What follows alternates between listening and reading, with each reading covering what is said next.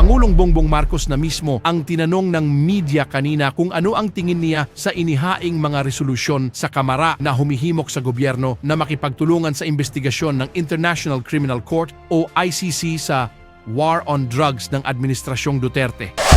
Pinag-aaralan man ang pagbabalik sa ICC, sabi din ng Pangulo, wala raw kakaiba sa inihaing mga resolusyon sa Kamara. 2019 pa, opisyal na nag-withdraw ang Pilipinas sa ICC. Ang desisyon na yan inanunsyo ni dating Pangulong Rodrigo Roa Duterte kasunod ng investigasyong isinagawa ng ICC tungkol sa war on drugs ng kanyang administrasyon. Nang maging Pangulo naman si Pangulong Marcos Jr., malinaw ang kanyang posisyon na wala ng balak ang gobyerno na makipag-usap sa ICC. Pero tila bukas man ang Pangulong pag-aralan ang pagbabalik sa ICC, nanindigan pa rin siyang hindi dapat manghihimasok ang mga dayuhan sa tungkuling kaya naman gampanan ng mga institusyon ng bansa. Bagamat wala pang natatanggap na abiso mula sa Pangulo, sabi ng Justice Secretary, quote, "Isang bagay ito na dapat pag-aralan talaga.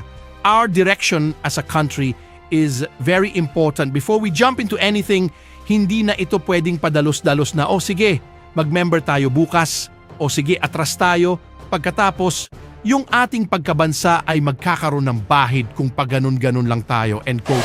Ang pahayag ng Pangulo ay ikinagulat ni Senador De La Rosa bilang PNP chief na nagpatupad noon ng war on drugs ng Administrasyong Duterte.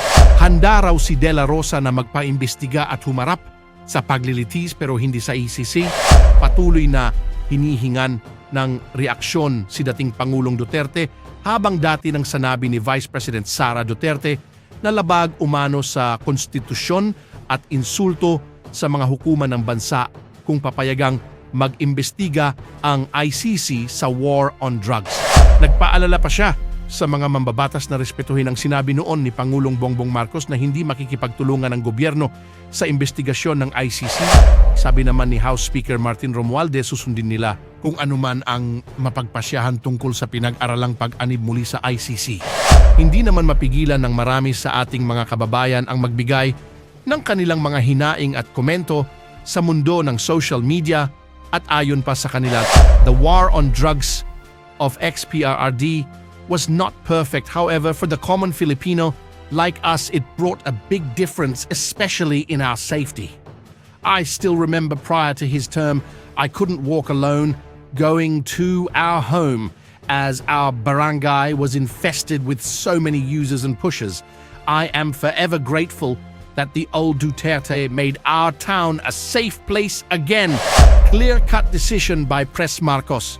Huwag tayong pauto sa mga dilawan at makabayan block na ang layunin ay guluhin ang bayan natin. Continue the good work, Mr. President Marcos. We are praying for all officials. Tama yan. Bakit ano ba at sino sila para makialam sa ating batas? Hindi natin maipatupad ng maayos ang ating mga batas dahil